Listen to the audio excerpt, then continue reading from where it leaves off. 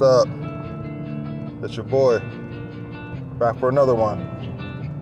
What are we going to talk about today? Because I always say, 1,000 different things we could talk about, but only so little time. Today, we're just going to go through a little bit of world events, a little bit of this, a little bit of that, whatever comes to mind. Are you kidding me? A lot of times I just have a subject, I just freestyle out of this. All of this is freestyle.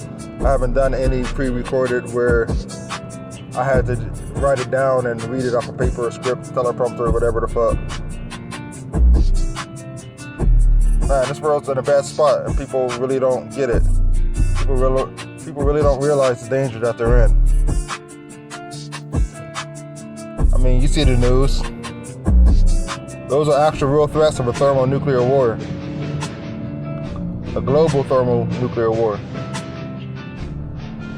When you see all these countries signing over how everybody's going to handle every future pandemic, then I think things are more for real than people portray.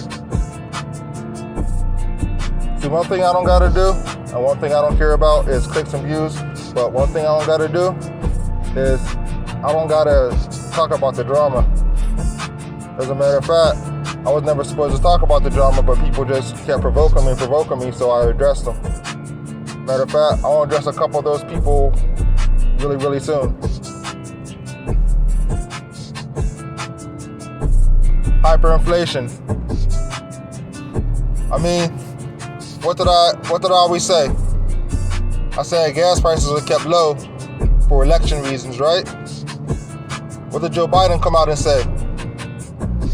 See, one thing you gotta realize when you're dealing with a dementia patient, a lot of times the reality is jumbled, meaning it's all a big jigsaw puzzle and the neutrons are firing every single second trying to find like the right cylinder to hit, but it's really not hitting.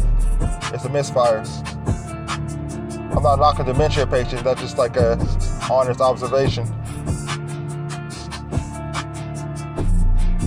Now, Joe Biden, he likes to tell on himself a lot. He tells on himself all the time. Sometimes he have what you call a Freudian slip. You don't think it's strange that he extended the pandemic past 90 days? Then he said it was over before that? Of course he said that.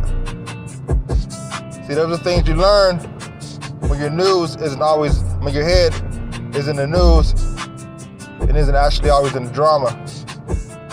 See, one thing about the news though, you learn over time. You learn who's real, who's not. You learn who's mislabeled. You learn who's falsely put on the pedestal. Some of us are gifted with the ability just to know what's real, what's fake. I mean, it's not really hard. It's called the spirit of discernment. That's a gift from God. Witches don't have it. You can't get it from a tarot card, crystal ball, none of that stuff. And then some of us are blessed with the ability to just see things and know things. A lot of times, I just read a news article, and then without looking at the news article, I already know what it's going to say. Or sometimes, I will go to read a news article, but I already said what's going to be in the news article.